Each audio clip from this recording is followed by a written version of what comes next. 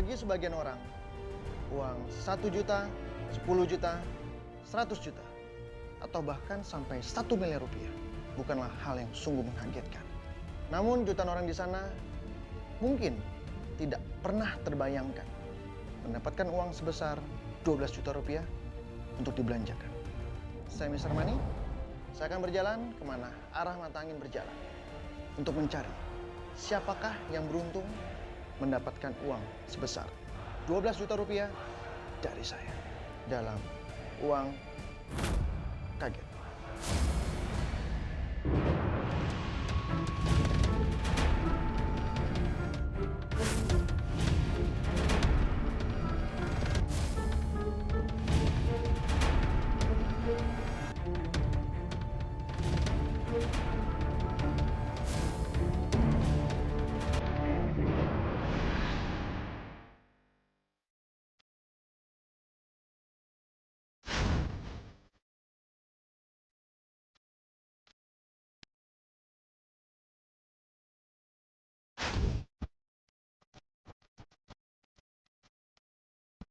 Pemirsa, arah mata angin membawa saya menuju kawasan Kampung Waru, Parung, Jawa Barat.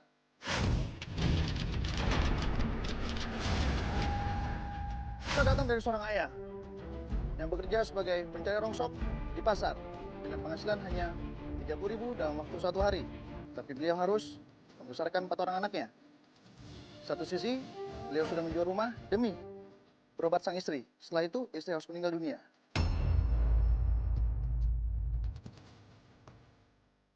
Ingin tahu kisahnya? Ikuti saya.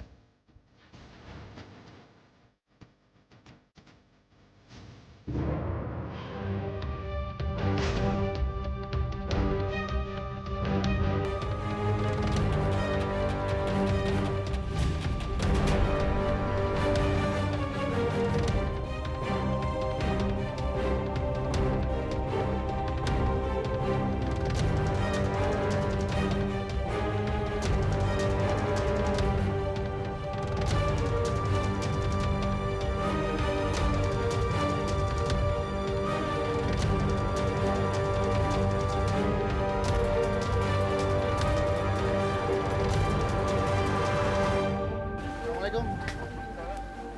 Yang bernama Bapak Istana yang mana? Saya, Pak. Coba bicara.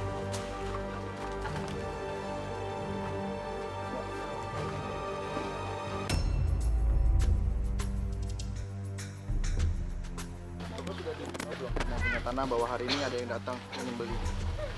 Belum, Pak. Mau dipakai, Pak, tanahnya? Iya, tanahnya mau dipakai. Kebetulan saya yang mau beli, Pak. Iya. Hanya saya pikir Bapak sudah dapat informasi dari yang punya tanah bahwa yang mau beli akan datang. Belum, Pak. Belum ya? Bisa segera diberesi, Pak, soalnya besok pagi mau dipakai, Pak. Bisa, Pak. Memang perjanjiannya begitu. Oke, Bapak Pandu, tolong diberesi. Kan dibantu. Saya pasti tolong. Terima kasih. Tapi kalau misalnya saya suruh Bapak pindah secara mendadak, Bapak tinggal di mana nantinya? Mau di mana Pak tinggalnya, Pak? Ya, mungkin kalau ada tanah kosong lagi, ya cari tanah kosong lagi, Pak. Memang perjanjiannya begitu sih sama Pak Amil juga dulu saya. Kalau seandainya disuruh pindah, saya pindah gitu tanpa ada tuntutan apa-apa. Memang perjanjian begitu, Pak. Bapak sudah berapa lama tinggal di sini? Udah 3 tahun, Pak. 3 tahun, 4 tahun lah kalau nggak salah ya. Di rumah sekecil ini, Pak? Iya, Pak. Ini tempatnya hutang seperti ini, Pak, ya, dan Bapak bisa tinggal. Iya, Pak. Iya, terpaksa, Pak. Habisnya kemana lagi? Kita ngontrak nggak kuat. Bapak tinggal di sini bersama siapa? Tadinya sekeluarga sama anak, semua istri. Tapi istri meninggal belum lama. Maaf ya, Pak, ya. Iya, Pak. Saya bertanya soal istri. Emangnya istri meninggalnya karena faktor apa? Sakit, Pak. Sakit apa, Pak? Sakit apa? Jantung. Ya. Terus apa? Lambung sama ginjal sama empedu. Supaya istri bisa sembuh kembali seperti sedia kala, Bapak sempat menempuh jalan seperti apa? Saya dulu ada tempat sendiri sebetulnya sekitar 60 meter di Kampung Jati sini, tapi udah dijual, udah habis soalnya udah masuk rumah sakit. Ya. Nah terus pulang ntar begitu lagi, udah 3 kali ke rumah sakit, jadi ya udah terakhir itu saya nggak punya biaya, tapi istri saya udah nggak kuat. Semua memang tidak sesuai dengan harapan ya. Padahal Bapak suami yang sudah bertanggung jawab, rela berkorban dengan menjual rumah Bapak, Betul Pak, tapi hasilnya tidak sesuai yang Bapak mau. betul Pak. Dan akhirnya Bapak kehilangan orang yang paling dicintai. Saya lihat anaknya kok hanya termenung saja di situ. Kenapa? Coba, saya mau bicara sama kamu. Ya, kamu kenapa duduk diam saja di situ? Mama aja.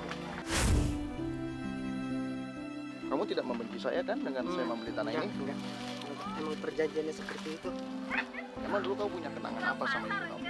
Sebelum dia meninggal, malamnya itu Pak, Ya? dia sempat bicara sama saya. Ngomong apa dia? Kamu boleh jadi apa saja, Ya. tapi satu, jangan merugikan orang lain. Dikatakan dengan ibu kamu itu sangat bagus. Sekarang saya masih bercinta. Nanti setelah kamu pindah dari sini bersama ayah dan ini siapa kamu? Kakak apa adik? Ini adik saya. Adik, nanti saat kamu sudah pindah sama ayah dan adik kamu Iya. ke tempat yang baru, kamu harus jauh lebih rajin lagi cari uangnya. Iya. Intinya segala sesuatu yang kamu alami seperti perpindahan secara mendadak harus kamu ikhlaskan. Iya Pak. Untuk adiknya, coba yang di situ, agak di situ. Ya, ini kamu sini. Kamu di sini. Kamu namanya siapa? Muraja panggilannya. Kamu? Zainal Abidin. Zainal Abidin. Kamu gimana perasaan ini? Ayah kamu dan kamu, kakak itu harus pindah secara mendadak seperti ini. Soalnya kan masih PKL, susah ntar tinggal di mana. Ini kan anak masih PKL, Iya Pak, saya tempat tinggal nanti nggak ada. Masa Bapak selaku orang tua hanya termenung saja? Kira-kira ada nggak jalan keluar yang Bapak akan tempuh? ya pengennya sih kontrak, tapi saya belum, mungkin sekarang belum bisa Pak. Kamu sebagai anak melihat ayah kamu yang pasrah sih kalau menurut saya ini dengan keadaan gimana? Apakah kamu bisa meyakinkan saya bahwa keluarga ini nanti akan berubah? Jadinya saya langsung mengurungkan niat saya untuk kamu dan Bapak harus pindah dari sini. Bisa nggak yakinkan saya? Insya Allah Bapak orang tua yang bertanggung jawab, dia nggak ingin merugikan orang lain termasuk merugikan Bapak, nggak mungkin. Jadinya saya yakin Bapak pasti kuat, pasti bisa. Tapi saya bingung bisa dari mana. Ini kan mau nggak mau kan harus nggak ada tempat tinggal nih. Apakah harus tidur di depan ruko atau tidur di jalan raya? Ini udah konsekuensi yang harus saya keluarga tanggung. Saya terima kasih juga Pak Amil, terima kasih banyak. Sudah 4 tahun ini saya boleh tinggal di sini. Memangnya selama 4 tahun itu Bapak tidak mencoba untuk segera mencari tempat tinggal atau menabung, Pak?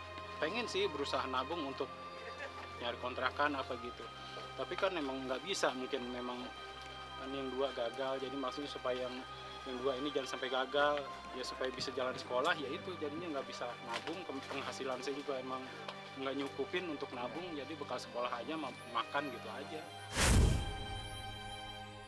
Memangnya berapa Bapak punya penghasilan setiap harinya? Jadi penghasilan itu Pak paling ya sekitar 35-40 lah, karena saya nggak bisa nyari lama, karena saya juga sakit kaki saya. Ini dipegang ini lain Pak, kaki ini dipegang lain, jadi kalau ini dipegang nyeri seperti kesemutan, jadi semampunya saya nyari, kalau rasanya enakan lagi kita nyari lagi gitu.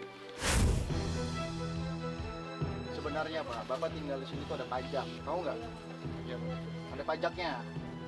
Mungkin selama ini Bapak Amil nggak pernah ngomong. enggak Pak, Pak Amil Ada Pak sebenarnya. Ada pajak. 1 tahunnya Bapak kena biaya Iya. 3 juta rupiah. Iya Pak, iya. Ya mungkin kalau misalnya Bapak Amil ngomong di awal bisa jadi Bapak nggak akan tinggal di sini. Padahal sebenarnya maksud Bapak Amil itu baik, supaya Bapak punya tempat. Tapi karena Bapak sudah tinggal di sini selama 4 tahun, berarti kita kalikan saja Pak. 12 juta. Ya, Bapak harus bayar pajaknya. kalau urusan pertama di sini sih dia ngomongnya begini Pak, ya perjanjian ini karena perjanjian. Ya. boleh tempatin, ini saya kasih tempat ini karena berhubung saya ngontrak udah nggak kuat jadinya bayar, jadi tempatin lah tanah ini, tanah Pemda kata dia. Nah pokoknya saya kan nanya, ini Pak saya ngontrak nggak di sini, kata dia nggak usah katanya, pokoknya sedangkan saya kasih duit pun Pak Amil nggak mau.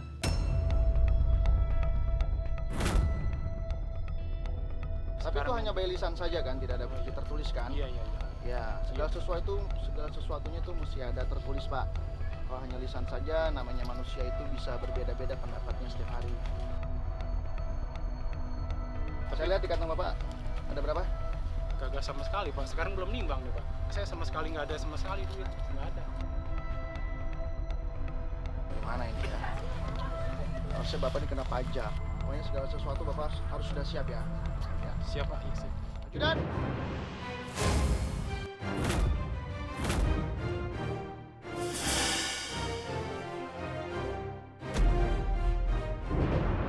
Ini adalah suatu perjanjian antara saya sama Bapak Amil keterkaitan Bapak tinggal sini. Kalau Bapak tidak percaya, saya akan beritahu bahwa Bapak tuh kena pajak per tahunnya sebesar 3 juta rupiah. Ya? Iya. Paham, Pak? Paham, paham. Paham. Baik, kalau gitu saya mau Bapak Intana harus bangkit dalam hidupnya, jangan seperti ini terus. Saya ucapkan selamat, Bapak dapat rezeki sebesar 2 juta cash untuk dibelanjakan.